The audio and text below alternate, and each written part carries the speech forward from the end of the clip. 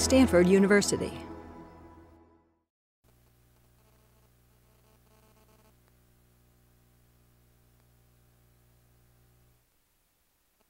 Seminar on People, Computers, and Design.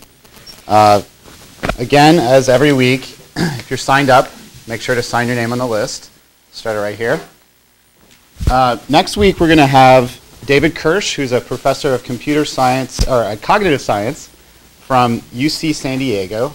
And he's going to be talking about how we think with our bodies and things. And today, we have Mitch Resnick, professor of learning research at the Media Lab at MIT, who's been doing some really cool work with how people learn, especially children. And his group has been involved in really cool projects, including the Lego Mindstorms projects. You guys are aware of the Lego Mindstorms robotics kits. And this other programming environment called Scratch, which I think a lot of the talk is going to be about today. So please welcome our guest. Thank you.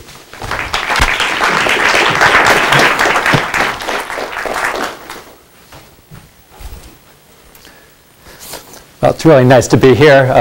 Have had lots of great interactions over the years with Terry and with others here. So it's nice to be able to spend a little time here and share some ideas. So I was going to start out by going back about a little over a year with the inauguration of Barack Obama. And I happened to watch that inauguration in a big lecture hall, a lecture hall maybe 10 times larger than this room at MIT.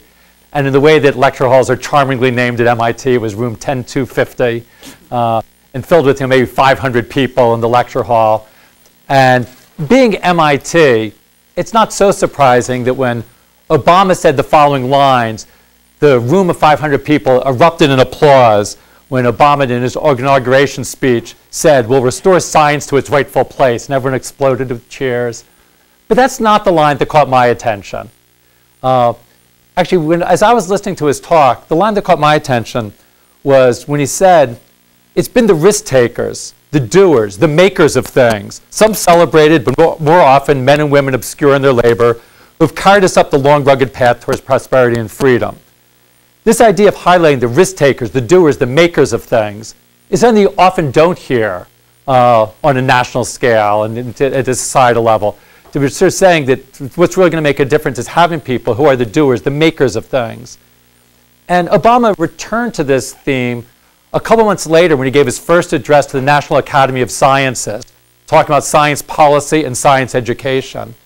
And when he talked about science education, he said the following. He said, "Think of new and creative ways to engage young people in science and engineering, like science festivals, robotics competitions, and fairs, that encourage young people to create, build, and invent, to be makers of things, not just consumers of things." And again, this emphasis on create, build, invent. In my mind, this is very much strongly aligned with some of the themes that we've often seen as at the core of our work as we try to bring new educational ideas out to the world, of supporting people to learn to create, design, and invent, feeling that the ability to create is one of the things at the core of becoming a creative thinker. Create is at the core of creativity. So giving people the opportunity and the support to create, to build, to invent, to design is something that's at the core of developing as a creative thinker, but too often is not something that gets highlighted or something that gets put as a central goal in educational initiatives, whether in formal educational systems or not. And again, you see this all the time. I was just looking yesterday, somebody sent me a link to some competition that Disney Learning Institute or some aspect of Disney is running, and it was a competition for making some type of learning objects. And basically it was saying, the words that said, it said they were going to create some learning technology that would reveal science ideas. And this idea of the technology revealing ideas is often the way things get expressed. And technology can be used in many different ways. It can be used, as in that Disney competition, to say you should have technology that reveal ideas to people. Or you could use new materials, new media, new technologies to engage people in creating, building, and inventing. And these are very, very different strategies. And a lot of times that gets confused. When people think about new technologies and new media, it often gets lumped together. And people ask what I see as a totally meaningless question, are new technologies good or bad for education, or what's going to be the educational effect of new technology? It's going to depend entirely about which of these frameworks one chooses. And which of these frameworks you choose depends a lot on what your vision is and what your goals are for, well, for an educational system, and more broadly for society at large, of whether we value having people grow up as creative thinkers, or what it is that we're looking to get, from the educational system. So as I've looked around, I pull out these quotes because this very much resonates with things that I care about, and aligned with what I think is important as we help young people grow up as learners. As I've tried to think about where can we get inspiration for how we can learn to do a better job of this, I've gained a lot of my inspiration, as came across in the title of my talk, by looking at kindergarten. Because we want people to create, build, and invent. Actually, kindergarten is one place where a lot of that does happen. If you go into traditional kindergartens, kids do spend a lot of time designing, creating, and building in kindergarten, where they're building towers with blocks, or creating pictures with finger paints and crayons. Kids spend a lot of time playfully creating in collaboration with one another. And I think that they learn a lot in the process, that they learn important concepts. As you build a tower, you start learning about stability and what makes things fall up, or what makes them stand up, or what makes them fall down. As you start using finger paints, you learn how colors mix together. But also just in the process of designing these things, you learn about the process of design, of what it takes to start with an idea, create something, iterate on it, refine it, share it with others, learn from one another, and to go from an initial idea to a product. At least that's the way traditional kindergartens used to work. Unfortunately, you go into a lot of kindergartens these days, and kindergartens are starting to look a lot more like the rest of school. You go into a lot of kindergartens now, and kids are seated in rows, filling out worksheets, doing phonics lessons. And in many ways, kindergarten is becoming more like the rest of school. And again, part of what we want to do is to try to do exactly the opposite, to make the rest of school become more like kindergarten. In fact, the rest of life become more like kindergarten, which is why we use the phrase lifelong kindergarten, trying to see what worked best in the traditional kindergarten and see how could this be extended to learners of all ages. And again, I do think we see this in places. Obviously, we try to use this as a model where I work at the MIT Media Lab. We see it as somewhat like a big kindergarten. Now, of course, most of the time it's not with wooden blocks and finger paint. It's with microcontrollers and laser cutters. But the idea is the same. The students are constantly designing, creating, sharing their creations with each other, working together on projects, constantly iterating the projects like it's in kindergarten. And I assume, although I haven't spent much time here, I think in parts of Stanford it's much the same. So I think a lot of times it works okay in kindergarten and graduate school. We just have to fix everything else. But it's not such an easy thing to do. So we spent a lot of time thinking about how is it we can do it. And of course, new technologies can be part of the answer, although it's only part of it. But I do think it can make some difference. I think that one of the reasons, you could ask, well, why hasn't this approach spread? And there are a lot of reasons for that. But one piece of it is that traditional media and materials, wooden blocks, finger paint, are great for learning kindergarten concepts, number, shape, size, color. When you want to start learning more advanced ideas, work on more complex projects, if all you have are wooden blocks and finger paint, it doesn't get you to where you need to be. So it's hard to take this kindergarten approach to learning more advanced ideas or to do certain things. You want to learn about how systems of things work, how does an economy work. It's hard to do that with wooden blocks. On the other hand, dynamic interactive media, computational media, makes it possible to explore those ideas. And our hope is we think it's going to be best if we can explore those ideas in the kindergarten spirit. Give people the tools where they can design their own economy on the screen or design their own interactive worlds and learn about the way systems behave in that way. And try to take that approach as opposed to having the technology reveal some scientific ideas. Let kids design, create, and invent to do that. So that's what we've spent a lot of our time doing is designing the technologies, designing activities, designing context, whether it's in schools or outside of schools, where we can try out these ideas to see how and what people learn as they make use of these ideas. So just to give you some examples so you get a picture in your mind, this is a video from, was mentioned that we'd worked in the Lego Mindstorms project, robotic kits for kids. So this video is from a variant off of Mindstorms, another robotics kit that we developed. It was less about just making robots, but more letting you add computation to your everyday objects, to add it to the world around you. So we did this workshop. This is a workshop where a group of girls from 10 to 13 years old spent 2 weeks during the summer using this technology, and we asked them to invent something that would be useful to them in their everyday life. And then, of course, there's a lot of support. They weren't just set off to do this on their own. There's a supportive environment for this 2-week workshop, and here you'll see some of the type of things that they developed. Yeah, see? It just beeps. Christina Costa is trying to build a better mouse trap. Make that gerbil trap. Every time they want to go inside this gerbil house, they press this light sensor. It's one of the many inventions created at this free math and science camp run by the Computer Museum and the Girl Scouts, where girls from Boston are devising everything from an odometer for rollerblades to a diary security system. When someone touches this to try to open the diary, it'll take a picture of that person. So like if your creepy little brother tries to read your diary? Yeah. He's on camera. Yes. Yeah. And I think one thing you see from that is just the diversity of projects. In fact, one way that we often evaluate our workshops is by the diversity of projects. If we do a workshop and everything ends up looking the same, we feel that we did something wrong.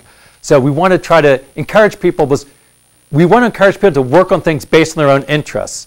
And we know that people have very diverse interests. So if we succeed at getting people to work on things related to their interests, we're going to see a real diversity of projects. So I think, and that's one thing you can see in each of these projects, is that it really is based on their interest. The first girl, she wasn't just making a gerbil house for any old gerbil. She was making a gerbil house for her gerbil. She really cared about making this house and wanted to have the automatic door. And then she had to keep track of how often it went in and out to find out what it was doing during the night while she was asleep. So she wanted to find out more about her pet. Or the girl with the rollerblade, she loved rollerblading, and she wanted to know how fast she goes on her rollerblades. And she ended up doing these calculations to change the revolutions per second, which the sensor was giving, to miles per hour, which is what she wanted to know. Or the girl with the diary, again, the diary security system, again, very, very personal. And there's a theme in all of our work, saying we've seen that the people are going to learn best when they work on things they're passionate about. And again, I apply this at graduate school as well. My graduate students do their best work when they work on things they're passionate about. And part of the challenge of being a good advisor is to help the group move in directions I'm interested in, but still letting people work on things they're most passionate about. Because we know that that's how people are going to do their best work. And that's what we want to do. So how can we develop technologies, activities, support structures that let people work on things they care most about, but to learn important ideas in the process? I'll show some images from one more workshop. There was a similar workshop where we had people invent things that could be used in their home. This was a workshop we did in Iceland. And pre-volcano. And this was an after-school. Kids came into an after-school club for 4 afternoons 1 week. So it was like 4 afternoons. At the end of the week, they did a little exhibition showing what they had done. So this girl did a security system for her room. So if you break a light beam, it sounds an alarm. Here's an invention everyone needs, automatic toilet paper dispenser. So it has a sound sensor. You clap your hands and it feeds out the toilet paper to you. The one that I found most interesting was, this was a musical alarm clock. And the idea was it had a light sensor, and when the light comes in the window, it hits the light sensor, it plays some music and turns on a motor to ruffle your hair to wake you up in the morning. But what was most interesting to me was, after he had done his first prototype of this, he started showing it. And one of the adult mentors said, well, that's an interesting idea, but here in Iceland, we're so far north, the sun usually doesn't come in the window at the time you want to wake up. So he thought about it, and at the final presentation, when they were doing the exhibition, they were showing their inventions. They also each had a poster they had created. And on his poster, he explained the alarm clock system, and at the bottom, he said, for export only. Which, again, is part of learning to be a designer. You learn who your audience is, and thinking about who it is and how they're going to use it. And I think that as you look at him and all of these kids going through this process, And you're going through a process, and the way we often talk about it is this, we call it a creative learning spiral or creative design spiral. And we see kids go through it over and over. And again, this is inspired by the way kids go through this process in kindergarten. Again, with the alarm clock bed, he had an imagine, you imagine, you start with the imagination. You want to make it something that would automatically wake up in the morning. It's not good enough just to have ideas. You have to then create something. Once you create it, you start experimenting with it. He did all these experiments of what's the threshold on the light sensor. So by playing with it, experimenting with it to see what's going to trigger, what's not going to trigger it. He shared it with others. That was important in his case. He started to get feedback about, is this really going to work? You'll often see that happening. As you start working with others, it gives you feedback. From your own experiments and from feedback from others, it leads you to reflect. How might I do this differently? Or how might I present it differently in his case? What new things might I do? And then that often sort of gets you started on the next iteration. So this is one of the things as we work with people in the workshops, we try to think through this process with them and have them think through the process. And as we develop new technologies, we think about how can our technologies and our activities support each stage in this process. And we try to always think about how is it that we can support. And in our own work, we think about this ourselves. Yeah. A lot of the stuff you've shown has a big physical component. Is that because there's something more engaging about physical computing? Is that because kids want to, the stuff that we really want to do has sensors and actuators? Or is it more incidental? Okay. That's a good transition to what I'm going to next talk about. But let me start, because I used to, we've done a lot of things in the physical world over the years, although as I transition to now, we're doing less now. We did a lot partly because people grow up in the physical world. So you have lots of experiences and intuitions about the physical world. So I do think there's lots of value in the physical world. It's not just that we care about it because we live in it, and these are how it could affect their daily lives. You interact with all sorts of physical things, but also you can build upon intuitions from an early age.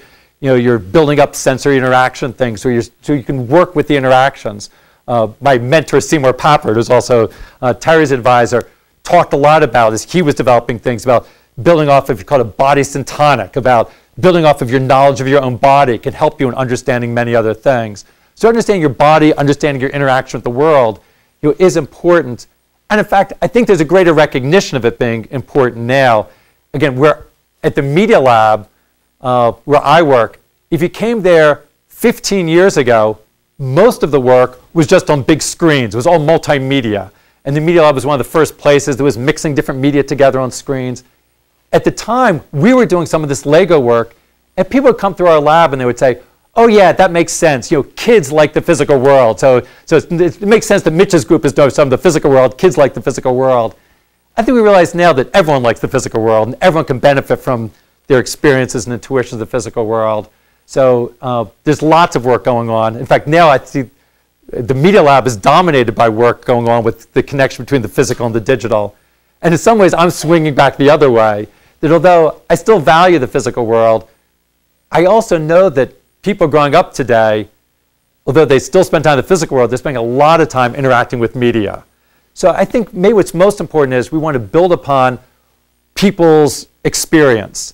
So people have experience in the physical world, you want to build upon that. People have experience now more and more in virtual worlds and online worlds.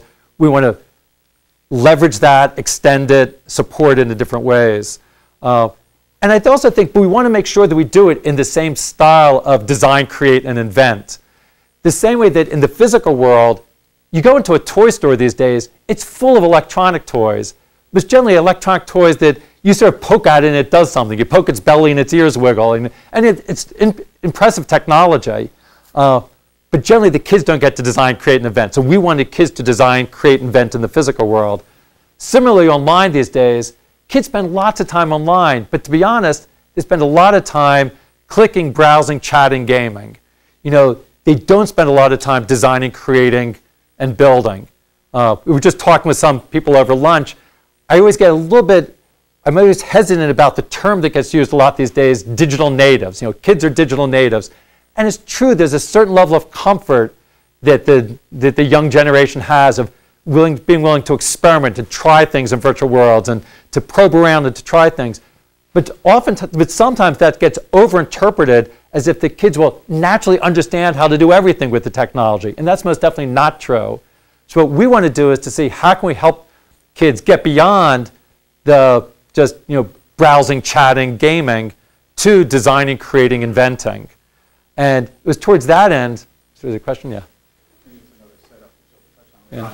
But sort of imagining myself sort of in a pedagogic situation with these spirals, each spiral sort of has an author, but when you have a room full of 30 of them all going, what are the opportunities for connecting things, for group work, given this model? Yeah. Well, I think that, and also, I thought you were going to ask, which is, that question is good, but there's also a question of the role of the teacher or the facilitators is also needs to change. It's related to what you're saying. Well, first of all, that spiral doesn't have to be an individual doing that. It could be a group of people doing it. And also, as you go through that, you might see links with other people. So I do think one of the roles of educators, and I do think it can be a challenge, is when we're in these workshops and kids are working on very different projects, one role we do play is, as someone's working with a light sensor and they're having challenges, they say, oh, I saw so-and-so over there was doing something like that. Why don't you go check that out? Or it could be the people of complementary skills, that someone is doing a great job with the programming, but they haven't really created the object in a way, and someone else has that skills, and you connect people with complementary skills. So either people who have similar interests connect, or people with complementary skills. So sort of helping bring people together in an organic way, I think, is one of the things that's really important to set up a way of having to happen. I do think in schools these days, there's a real emphasis on collaboration and teamwork, much more than when I was in elementary or junior high school. But a lot of places, it's still, okay, the 3 of you work together on a project, the 4 of you work together on a project. Yeah, we've really tried to do much more organic, emergent collaboration, where people sort of find their interests and work together in teams is the things we've tried to do. But it requires a different set of facilitation skills in order to try to help make that happen. So maybe I'll transition to, I was mentioning how we've been trying to, now moving into the online virtual media worlds, how can we engage people in designing, creating, inventing in these worlds? And this is where we've been working on this software called Scratch that we started working on a little over 5 years ago. And it's building off of a long tradition of work, especially at MIT. Again, I mentioned Seymour Papert before. Starting in the 1960s, he developed this language, Logo. They started getting out in a significant way into schools in the 80s. And it was one of the main ways that personal computers first got out into schools. And we've seen as this exciting opportunity for kids to control the computer and create things with the computer.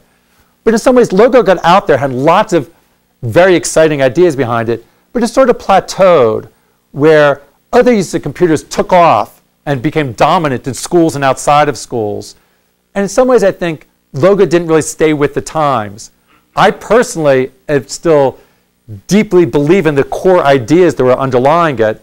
And in fact, I think those core ideas still are what underlie the work we're doing with Scratch, of trying to, but using more modern approaches and later technology and later approaches to see how can we let people, again, create design and collaboration with each other to express their ideas and learn important ideas. When kids create with Scratch, there's just a little screenshot. Basically, you make programs by snapping together graphical blocks, much like Lego bricks. So there's no syntax problems. You snap the blocks together. So for each of the objects, each of the fish has its own stack of blocks there, the program's controlling it. After you make a program, you can then click on the share button and you take your project and it shares it on a community website, much the way you would share a video on YouTube. So kids are creating these projects by snapping these graphical blocks together, creating media-rich projects, and then sharing them in an online community. So some of the important things where we were sort of pushing in new directions from what was existing before, at least at programming for novices, is we're trying to make it much more accessible and tinkerable. So you didn't have to worry about where's the square bracket, where's the semicolon. The same way that you can tinker with Lego bricks, we wanted you to be able to experiment and tinker with these blocks, to just try out different blocks and see what behavior comes out of it. So we wanted to make it very accessible to tinkering. A second thing we wanted to do was to let people work on meaningful projects. The same way as with the things in the physical world, we were letting kids work on things they really cared about. We want kids to be able to work on projects that they cared about. There'll be some kids who want to write programs to generate lists of prime numbers, but most kids don't want to do that. And designing your own games, designing your own stories, is a way that's going to engage. And let them be able to personalize it. Don't just have fixed media in there. Bring their own pictures in there. Actually, there's probably the closest sibling to this. Another really, I think a very good program, Alice from CMU, which I think is a really good program. One thing they did a little differently was, because it's 3D, that's one way of trying to make it relevant to the lives of kids. Kids like 3D graphics. On the other hand, it's really hard to bring in your own images when you do things 3D. We purposely left this 2D so it's easy to bring in your own images, personalize it that way. So it's a different design choice that was motivated by us wanting to make it meaningful to kids, let them put themselves into it. Just take a picture of yourself, take a picture of a friend, add it to the story. And we see them doing that all of the time. So we want to make it more accessible and tinkerable, more meaningful and personal, put those together, and then more social. So in the more social, this idea of you share it on the website. And this was not an afterthought. We launched it at the same time. Right when we put the software out there, we put the website up there. I was just telling others at lunch, we just passed the 1 millionth project last week. So so we had a little over, it's almost 3 years, it's a little less than 3 years. So 1 million projects that have been shared by kids around the world. And if you go there now, then they're all different projects celebrating the 1 millionth project. So they sort of use lots of projects to celebrate what's going on the website. I think one thing that's been exciting for us is just the incredible diversity of what we've seen happening on the website. And again, as I said before, that's one of our indicators of success is if we give the tools, let other people do diverse things with it. And that's one thing that we've been excited about, the diversity of what's been happening with Scratch. So let me show you some examples so you can get a sense of the type of things that are being created. I'll show you a few examples made by one Scratch community member. This is one of the active members of the community. So I'm not taking an average community member. This is one of her username is MyRedNeptune. She started on the community when she was 12 years old. We designed this for 8 to 15 years old, and that's largely where most of the kids have been. If you look at the histogram, 12 and 13 is the peak of the membership. And it has a pretty long tail. There are a bunch of adults using it as well. But 12 to 13, and probably at least half of the users are between 10 and 15. So MyRedNeptune started when she was 12 years old. She's now 14 or 15 years old. One of the very first projects she did was she made a holiday card that she then was able to point friends to. So this is one of the first things she did. Again, she made those stacks of blocks to give behaviors to each of the reindeer. And then when you click on the reindeer, each one plays a different instrument.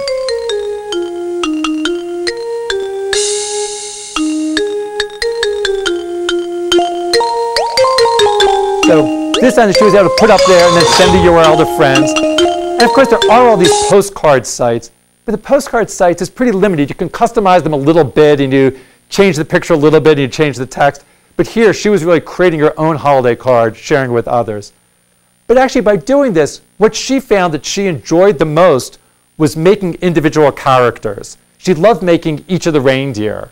So what she started to do after this was, she started putting up projects like this one that just had a series of characters. They're called sprites in Scratch. So she put in these different sprites, animated sprites, and she wrote a note saying, if you want to use any of these in your project, please feel free. If you want a different sprite, write a note below and I'll make it for you. So she was basically using the website to offer her consulting services.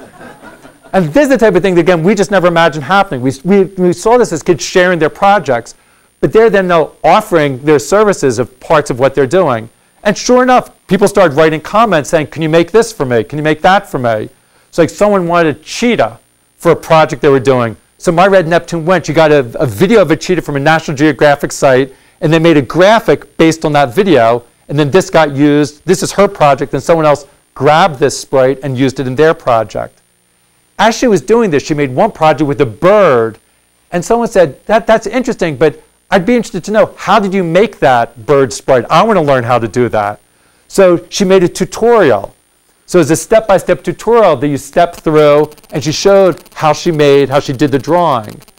So here, within the course of a couple months, she was, making holiday greeting cards, offering consulting services, doing tutorials online. She also started teaming up with others. So when others started to use some of her sprites and animated sprites, they offered for her to join the team. And there was a team that worked together on this project. This is a type of like adventure game. It's one of those games where you move the character and you have to go to the stove to get enough food so you're not hungry, and then you go outside and you get points for different things. But she was making the characters and someone else was drawing the backgrounds and someone else was helping with the programming. It was 5 kids in 3 different countries working together, on this project. And they then promoted it on a website. And I think this is part of what we see is that of kids looking for different ways of working together. And we were talking about sort of this emergent collaboration. It's not that we set up the website and told specific kids to work together, but these kids found each other and saw ways that they could work together on projects like this. I was going to show a quote from, we've seen a number of these. They call them companies. So somehow that got in the lexicon of the Scratch community. When kids start working together, they talk about starting a company, not a group. So this company was called, it was Crank Inc. And the next one, there was another company called Gray Bear Productions. So this was started by a 13-year-old girl, started Gray Bear Productions. And she then wrote a note about what she was learning by starting Gray Bear Productions. And she said, what's fun about Scratch and about organizing a company to write games together is I've made a lot of friends and learned a lot of new things. I've learned a lot about different kinds of programming by looking at other games with interesting effects, downloading them and looking and modifying the scripts and sprites. I like Scratch better than blogs and social networking sites like Facebook because we're creating interesting games and projects that are fun to play, watch, and download. I don't like to talk to other people. I don't like to just talk to other people online. I like to talk about something creative and new. And again, I'm not claiming this is that all kids will go in this direction, but this is the type of thing that we know there's some kids out there that haven't been supported. And this is going back to the initial of supporting kids create, design, and invent. That's what she's doing. And this was an environment that enabled her to be able to play out those ideas of not just talk to others, but talking about designing, creating, and inventing.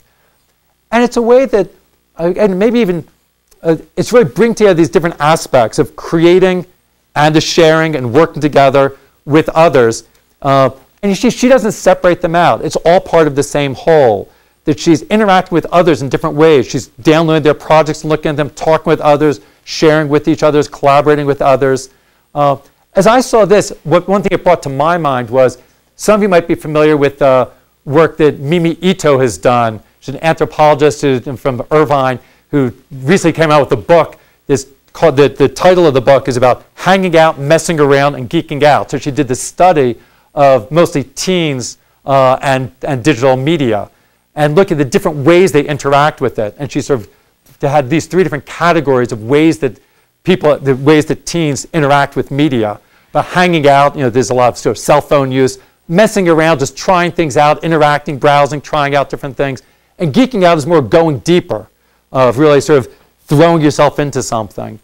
I think one thing that we see happening on the Scratch website is we see all of these coexisting. And for me, I think that one of our lessons learned is that oftentimes that all of these are going to work best together. And at least the quote from the girl that we just saw is she really felt it worked best together when it's all together. That she was most interested in geeking out when she was also be able to hang out with others. And she was most interested in hanging out when she could also geek out with them. So trying to see how all of these can mix together is one thing we're doing. It's not that we want to segment kids, that some kids are for this and some kids are for that, but all of these support one another. And we're trying to create environments that allow all of those to coexist. Now, it also can lead, though, to some challenges, because within the community, there's some kids who lean more in one direction than others, and some will focus more on certain aspects of the system than others. And sometimes that leads to tension within the community. Like one of the 2 different sub-communities that have developed is, we sometimes refer to them as the gamers and the artists. So there's some kids who mostly would just do simple animations or simple artwork. In fact, sometimes they'll just do a static piece of artwork and put it up there. It's not quite clear why you need Scratch for this. But in fact, we don't want to discourage it, because we've seen some kids, they'll put up dozens of just static images, and then after a while, they'll start adding a little bit of animation. And they'll just put a little bit of animation to their image. And gradually, as though they're just sticking their toe in the water, and then gradually they start to do a little more, and they'll start doing more programming. And then the flip side, you have some kids who will dive into programming, but don't do as much with the media. And again, sometimes this can, in some ways, I think it's really good that we have different kids coming from different dimensions here. It sometimes can run into challenges in the community because there's certain scarce resources, like space on the home page. Certain projects get featured on the home page. And sometimes these simple animations are very popular. They look nice, people like them, and then they get featured on the home page.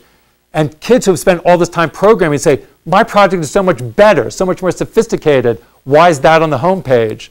But we try to say, again, in my mind, both these should be coexisting. And I don't want to put the value of one or the other. And I really do think they coexist. And in fact, I do think that sometimes, as first of all, you can express yourself in different ways by starting with the artwork as a way to get into the technology and vice versa. So we want to try to get them, bringing around together. In fact, like one case where we saw that happening is this is a Scratch community member. Her screen name is Maho Ashley. She's one of the people who just started doing only animations. Other people liked it, so she started doing this every week. She would put up a new one, like a TV series. In fact, this one I'm showing right here was episode 1 of season 2. So it goes through and repeats what it is that she'd been showing the previous year. One thing she started to do was, as she wanted to add new characters, at first she started adding her own new characters, but then she decided, she reached out to the community and said, why don't you design characters? I'll pick the best of them and I'll add it in. So in some ways, this is the reverse of what we saw My Red Neptune doing, where she was offering her consulting services to make characters for others.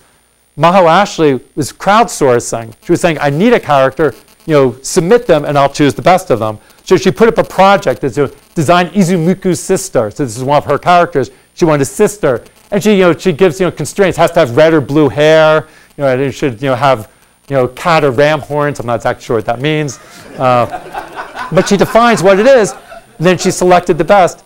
And again, one thing you see happening over and over is, again, people said, well, your pictures are so nice. And she really does have real artistic talent. They really like the anime work she does.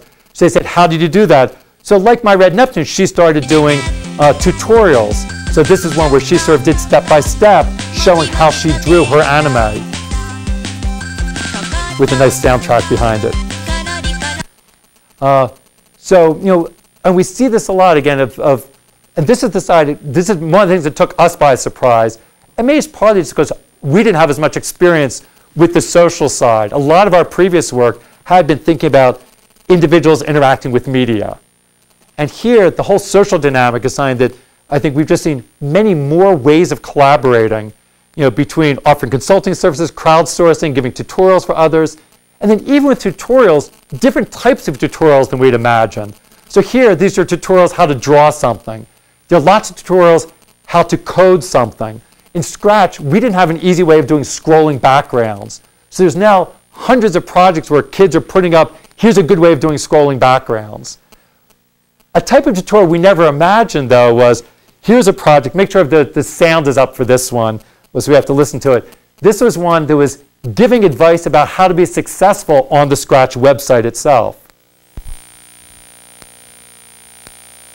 How to get your projects popular. Step 1. Take time over your project to make it a decent project. That way, people are more likely going to love your project. To love it, you can sort of click love it, and then that's what gets you on the homepage. Add lots of people to your list of friends. Then you're more likely going to have people to love your project.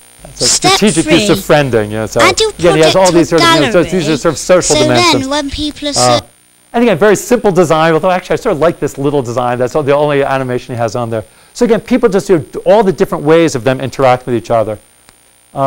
We've also, this is started to move into, just to say one more thing about a thing that we've looked a lot at is the type of collaboration that goes on through remixing. So when kids put a project up, anyone else can download it. We say all the projects up there are up there on Creative Commons license. So anyone else is allowed to go and use the code for it.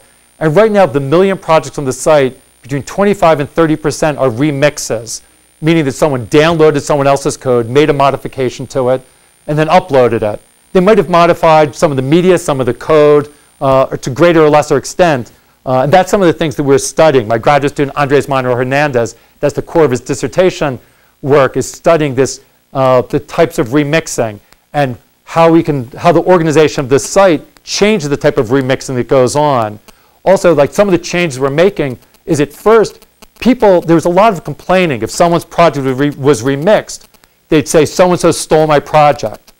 So, in the discussion area, we would, sort of encourage, we'd say, no, that's part of it. One of the best learning strategies is to build on someone else's work, and that's part of what the Scratch culture is about.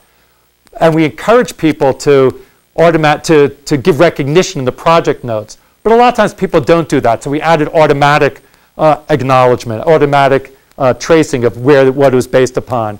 The other thing we did is we started featuring on the homepage the most remixed projects. So if you did a project that a lot of other people remixed, we highlighted on the homepage. So we gave recognition and then value within the community, because we know the community values the homepage. So we gave recognition to things that got remixed the most. So we do a lot of things to try to see how we can get people to value the things that we want valued in the community. Although a lot of the arguments we have within our group is, how do we make those decisions? There's certain things that we value, but that doesn't always align with what a lot of people in the community value. And should we just be letting the community make these decisions? Should we, the designers of the website, be making the decisions? So these are all challenging questions that we constantly talk about. Recently, in the last year, Scratch has been out around 3 years now. It started out mostly being used in homes and after-school settings. It's moving more into schools now. Schools are slower to adopt things. Also, we had very little support for use in schools in the beginning. We've added some more, and schools are starting to make much more active use of it now. We have a website. My student Karen Brennan has a website called Scratch Ed for educators, where they share ideas and lesson plans about using Scratch. Just to give you a sense of some of the type of things being done, this is done by a kid in India where they're studying the layers of the earth. So he gives a guided tour. There's a voiceover in his native language of Kannada where he goes through and he just explains what you see at the different layers of the earth. We won't wait. There's a nice sound effect. When he gets to the water table, you hear the rippling of the water as he splashes into the water table, and that's almost able to wait.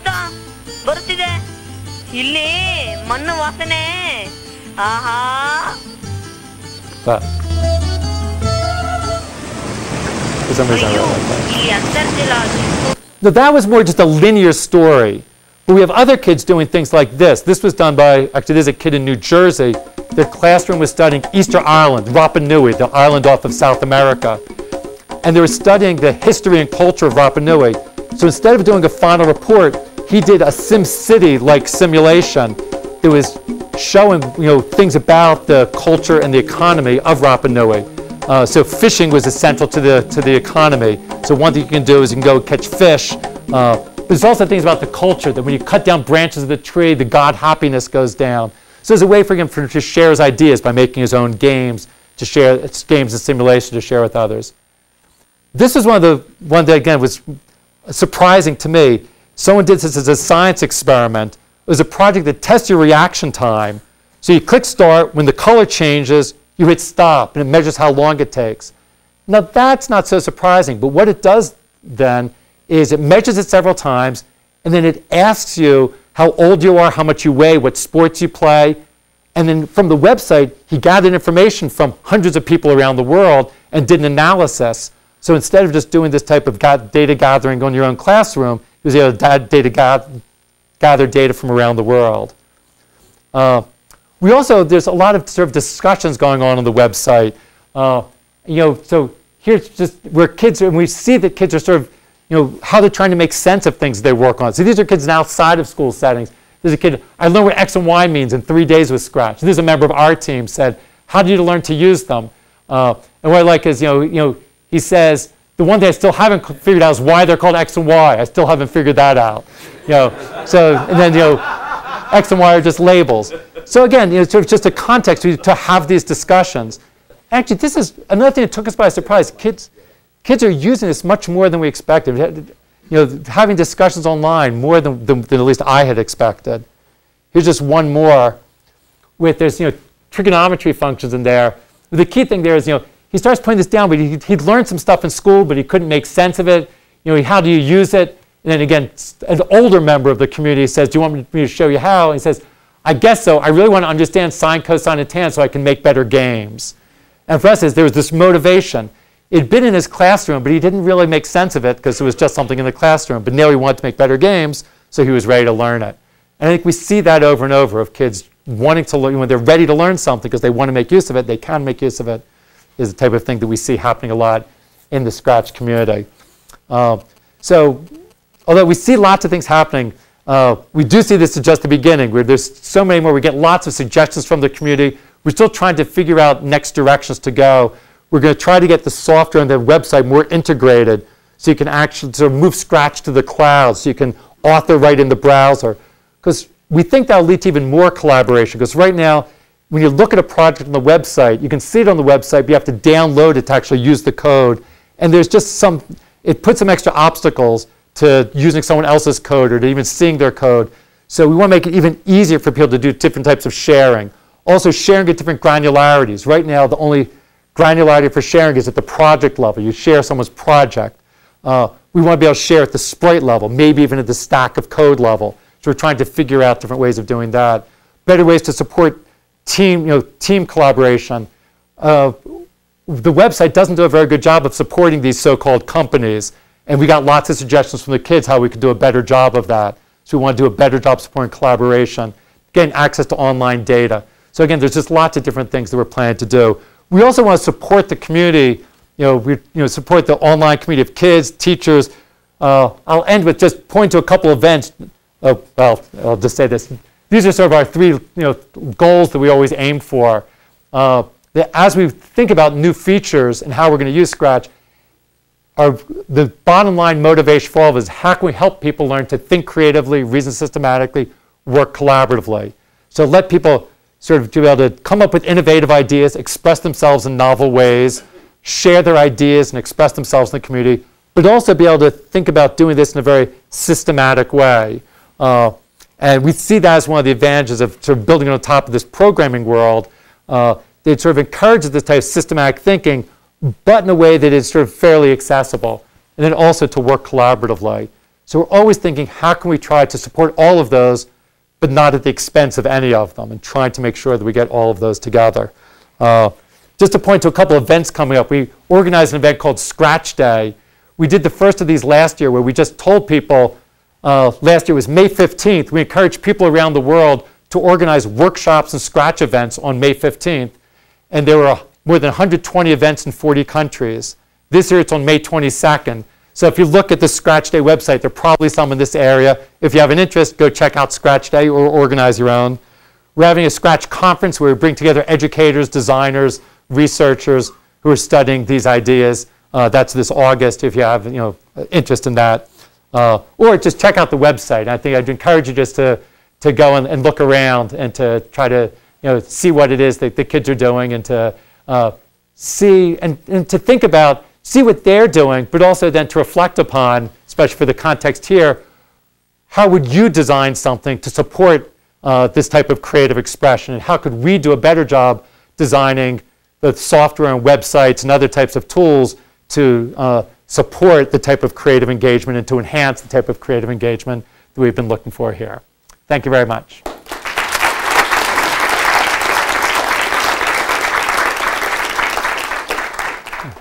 That's Well, thank you very much. That was wonderful.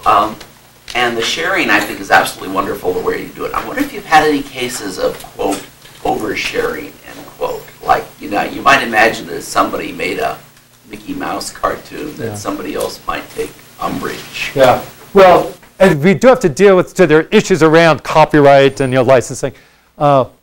We've tended to take we don't stop people from sharing licensed characters. So they put it up there. We've had a few companies, no big companies have come and asked us about it.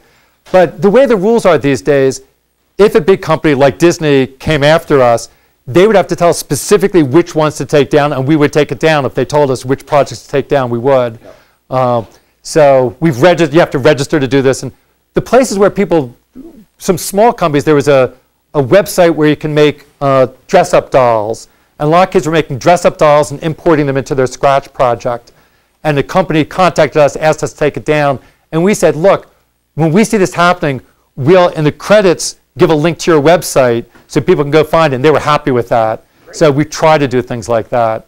So, I mean, there's still some challenges with sharing. You know, there are all the standard issues of working with kids, and we don't want them sharing personal information. And, you know, there's lots of things to have to deal with when you're dealing with an online community of kids. So these are all things we have to deal with. Yeah? If we're looking at countries that are producing more and better scientists and inventors, this could be a total misconception, but my perception of their educational system is that it's much more traditional and less kindergarten-y, and that it's longer hours, more worksheets, and there isn't this like self-esteem thing that we have in America. So why do you think that isn't the right way to go? And that this is well, one thing. Now I'm going to generalize a little bit here, so I apologize for generalization. Oftentimes, it's seen as countries in Asia oftentimes have very their school systems are typically very sort of step-by-step, very non-kindergarten-like. And there are a lot of countries in Asia that are producing a lot of scientists and engineers. On the other hand, a lot of them are feeling very concerned now. They're producing a lot of engineers, but feeling that the people that graduate from their schools aren't very well prepared to be creative engineers. And they feel they need to change. So in fact, in some ways, when I give talks like this, I have found that it gets a much greater interest in Asia than here and in many other parts of the world. Not that they're quite ready or know how to adopt these ideas, but there's a real understanding that they feel that there's a problem with their education system. And they feel that it's along this dimension. They see it as a problem. But they also don't want to give up things that went well. Singapore is a classic example. I've spent a fair amount of time in Singapore, and I've done some of these things in Singapore. And there was one case, this is with some of the robotics things. I went and visited there. They were using some of our technology. I went and visited a school, and they were doing great projects. And I asked the teacher, you know, how did they integrate this into their curriculum? Because I knew they had a very rigid curriculum. I asked them how they do it. And she looked at me like I was crazy. She said, we would never do this during the school day. This is only for after school. During the school day, they have to go through their exercises. And it was striking to me that, you know, she clearly valued this. This was important, but still said it couldn't be on the school day. And it was especially striking because on the same trip, I'd been talking to business people in Singapore who were expressing their frustration. They said, even though Singapore has the students in the high schools get some of the highest grades on the international math and science exams, but the businesses in Singapore are saying that the students graduating, even those with the high scores in the international exams, aren't well prepared for the workplace because they know how to do particular things very well, but give them some new situation and they don't know how to deal with it. So they were definitely struggling there. And I know that, like, in talking to the Ministry of Education there, they saw this as a problem. Again, the solutions aren't clear because they have a concern of shifting too much. They might lose some of the values. They're justifiably proud of the high scores they got, and they don't want to lose that, but they also realize something is missing. I think there's another. Wondering what you're calling companies. I'm really intrigued by this information and how that's happening. Can you speak a little bit to what percentage of kids you're seeing team up with others and what size It's not surprising, it varies a lot. There are a lot of very short-term collaborations, and a smaller number last over longer periods of time. It's not a dominant. It's not dominant on the website. The companies get a lot of visibility because people are aware of them. But it's not that most kids interact that way of finding out others online. But there's a real interest in it. And this is an area, when I mentioned as we look forward, that we didn't give very good tools for them to share back and forth. So in fact, they appropriated one of our tools. We have a gallery tool, which was intended for putting similar projects up in you could put a collection of projects in a gallery. So what the companies have done is they've taken a gallery and sort of made it just for their company. And they put up different versions of the project. We don't have any type of versioning system or easy ways to keep track of things or to documenting system.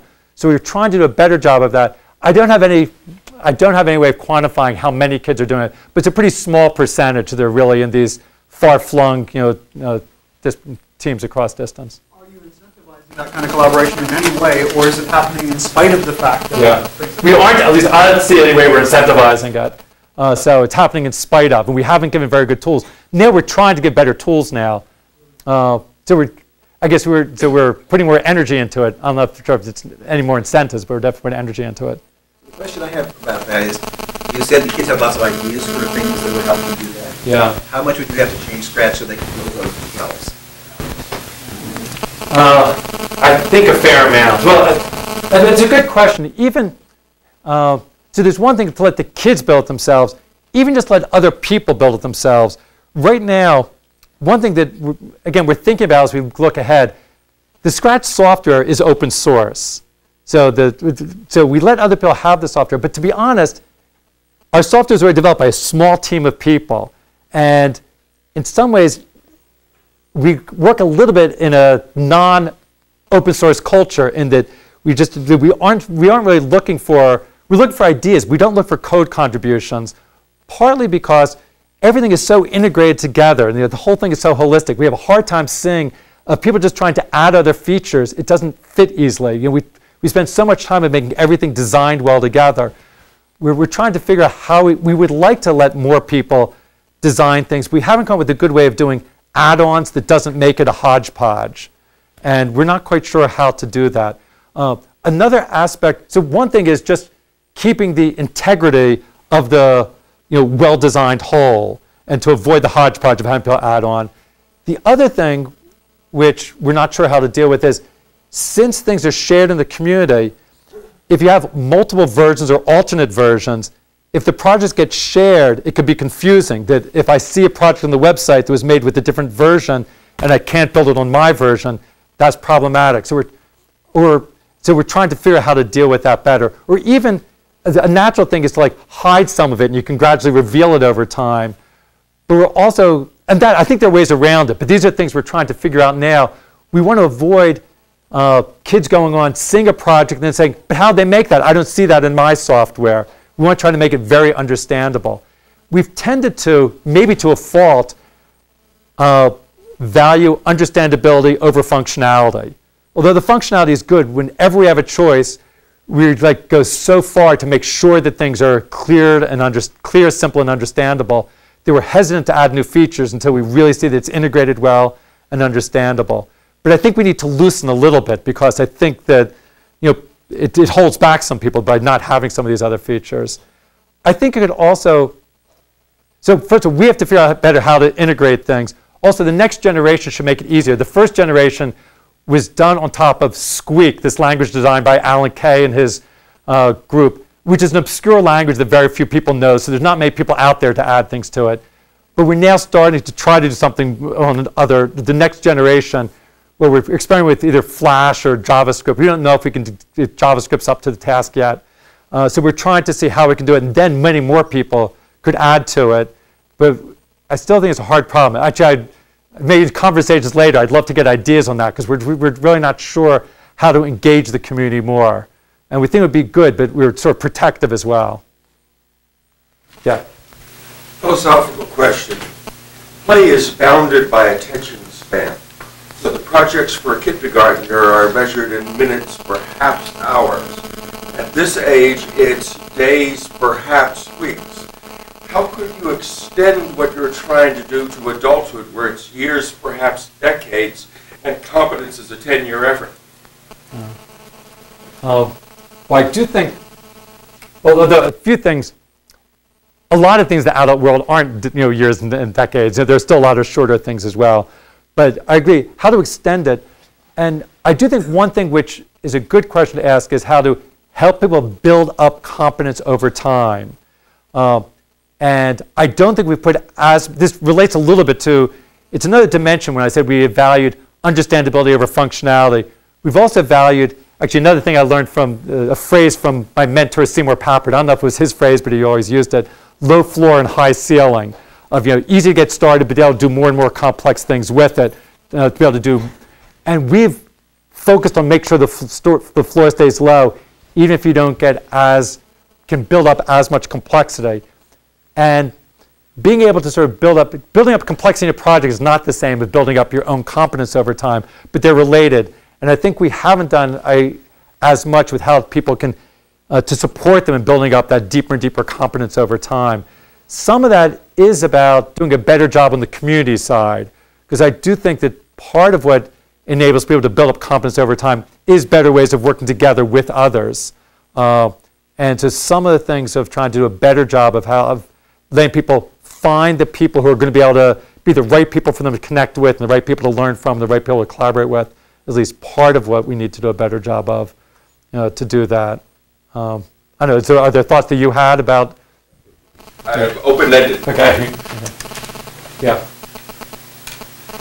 For kids who want to become more advanced and maybe become professional programmers, there needs to be perhaps some graduation beyond Scratch and what it can do. I've taught it for 3 years and I love it. I think it's fantastic for kids as a beginning. But after a while, I move them to Alice or Python or something like that. One of the issues is that if you have multiple sprites, like in a Space Invaders game, and they all have behaviors, you might want them to be instances of a class and they share code, but the sprites can't share code. So when I start to see that, then I get bothered as a software engineer. And what are your thoughts on this and migrating to more advanced things? Yeah, well, this is one. Getting back to the valuing simplicity over functionality, this is that one, although it's sort of to the extent to which this is object-oriented. It's object-oriented in some ways, that each object has its own code, but right, there's no class instance things, there's no inheritance. Partly, we want to keep it simple and understandable. Our inclination, this time we debate about whether to do a Scratch for computer science, to do an extended version. To be honest, it's not my top priority. I'd rather do this really well and let people move on to other things, is where I would tend to put our focus now. Maybe over time we'll do more. There's a lot of discussion on the forums you might have seen where people ask what to do next. And I don't think there's any one path. And my feeling is it depends a lot on where the interests are. Some people, as you said, can move into Alice or Python or processing. There's the action script. There's lots of different ways people go based on what their interests are. My hope is that they've got a good conceptual foundation from Scratch that will enable them to move on to others well. We haven't done any careful studies of that, although one indicator we got is that although we aim Scratch, I mentioned before, like the 8 to 15-year-olds, it is getting used in some university environments. So oftentimes at the beginning of courses, so the Harvard Introductory Computer Science course uses Scratch at the very beginning as a way for people to get started without worrying about any of the syntax. They can get the concepts, and then they move on to Java. And they found that by starting with Scratch, they've reduced the number of dropouts in the class. And particularly, they had some success along gender lines of having a better gender balance with the class over time, with less dropping out once they shifted over this method. And they found it to be successful of getting the concepts with Scratch and then moving on to Java in that case. But I think there's more study that needs to be done about how to do it. In some ways, I think that Scratch is pretty good at making a smooth transition. And in some ways, Scratch is pretty conservative for a graphical language. There are a lot of visual languages that in some ways take more advantage of being visual, of taking advantage of the two-dimensional space. Scratch really is standard procedures of code, just putting the text on blocks and getting rid of the syntax. So it's a closer mapping to text-based languages than some other visual languages. So my sense is that it should be an easier transition, but we haven't really done the research to know. Thank you. Yeah. You mentioned before about how with tangible objects, people can sort of build on their lifetime of experiences of how physical objects interact. And I was wondering if there were any plans to leverage that intuition towards creating digital media? Yeah, so, well, a couple things. Well, we still, we continue to be interested in doing things in the physical world. We continue the robotics kits that I showed before, we continue to work on that. Also with Scratch, I didn't show any of this, but we have ways of connecting Scratch to the physical world. And we think that's an important extension. So we have something that's called the Scratch sensor board that you can then use that to, like, if you make, say, a driving game in Scratch, you can make a physical steering wheel, so make your own interfaces. So one of my graduate students, Amon Milner, is now finishing up his dissertation where he focused on that, of working with kids in seeing how, by designing both the physical world and in the virtual world, to doing this sort of Scratch sensor board in Scratch, how designing the two worlds gave them a deeper sense of design and how they did. So that's an area we're interested in. We also have Scratch now connected to some of the Lego robotics is a way of doing it. So I think there's a lot that can be done there. I see standing back there, Paolo Blickstein, who's a fairly new faculty member here, who does work in that area of also connecting from the physical to the virtual. So I think there's lots of interesting ways of connecting physical and virtual in learning. I think is really interesting area. And we continue to do that, although right now we've been especially excited since we did so much in the physical world in the past. I feel like right now I'm doing the most learning by looking at the community side of things. And the nice thing about doing things with only bits is that it's just so easy to share, and your whole project just gets shared around the world. So I think we're learning a lot by doing that. But I don't want to abandon the physical world. And I think some of these things of connecting to the physical world are still very interesting. Yeah. I'm curious about instructional approaches for new schools and advice you might have for schools who are thinking about doing some things with Scratch, whether it's an individual teacher, a grade level, or a school. Primarily interested in what not to do. Have you gone into schools and just like, we have this intense desire to control like every last thing? Yeah. Things like these. I was, last year I went to this conference in Australia. So I was invited there. I was giving a keynote talk at this conference. And it turns out at the pre-conference workshop, there was a teacher doing a Scratch workshop. So they said, oh, you should come see the Scratch workshop. And it was horrendous. And it's awkward to know because I don't want to. But horrendous along several different ways. First of all, it was, let me name all the ways in which. So part of it was that it was very directive, step by step. Do this, do this, do this. It was really just follow this list of instructions. Was one way in which it was problematic. The other way was it didn't take advantage of the features of the software. So it wasn't well designed to leverage what the capabilities were. What the case is, and this happens a lot, it was a teacher who had been using the logo programming language for years that had sort of this graphic turtle where you draw drawings on the screen by having the turtle draw the designs. So she had the Scratch cat drawing geometric shapes on the screen. And although you can use it that way, in fact, it's not as good as traditional logo was because that's not what it was optimized for. So it was being used for something it was not optimized for and being done in a very, very, step-by-step way. So there's lots of ways that, it can be misused, and the technology itself can carry the message only so far. I think that there's, it is a challenge. In school settings is a challenge because a lot of the things that, forget about Scratch in particular, but just the ideas that we've been talking about don't fit well in a lot of school settings. It doesn't fit well in a setting where the disciplines are segmented from each other, the periods are only 50 minutes long. There are all these where kids aren't allowed to collaborate in an organic way. There are all these constraints that are different, that I think are non-optimal for the way we see this being used well. So we talk, when we do workshops with teachers, we talk about all those challenges. And right now it's getting used a lot by the adventurous teachers and the ones that are willing to push the boundaries. So it either gets used by those teachers or it does get used in some, there's a growing number of technology studies classes. So it gets used in technology studies classes or computer science classes, which is fine, but that's less interesting to me. I'd rather have it get used in a multidisciplinary way. It's not easy to do that, so it's a challenge. Yeah, Carl. More broadly, what do you think the potential is long-term for computers in the elementary classroom in terms of branching out things like English, learn spelling, and arithmetic, and algebra, and history. Yeah, well, I mean, obviously there's so many different ways to use it. In my mind, it really is, that it becomes the means of expression in all of the different areas of kids' learning. There should be some means of expression. Traditionally has been chalk on blackboard, pencil on paper. And is there any money for research to actually do that work? Not as much as there should be. It is something like that. Yeah. So I wish there were. And again, and it's not the model that most people have. Oftentimes, a lot of the money for schools is about how to. There's still a lot of drilling on particular particular facts, particular skills is still the dominant metaphor. Yeah, the back. Oh. Maybe one more question. Okay, last question. You showed that there were kids who had uploaded stuff in their own languages, from all over the world. Did you spot anything interesting when it came to cross-cultural communication? Yeah, good question. And we don't have that much experience yet. One thing I should have mentioned: the software is, by the way, now available in 50 different languages.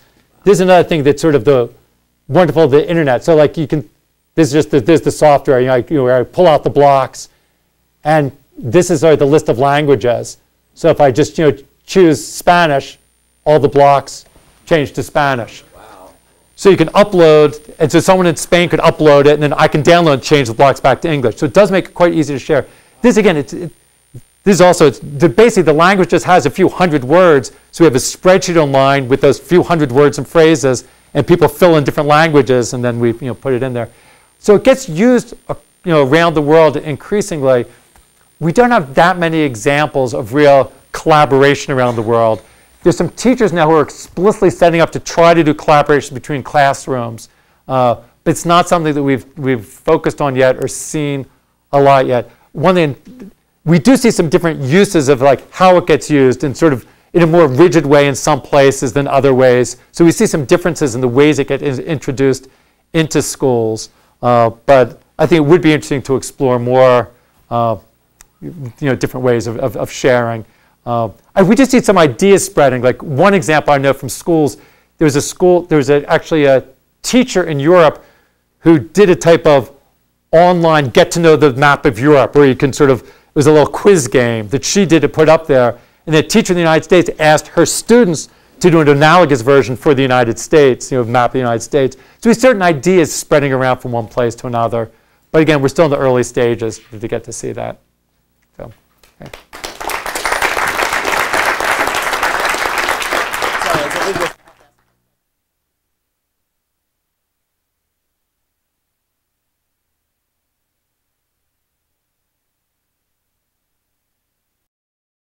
For more, please visit us at stanford.edu.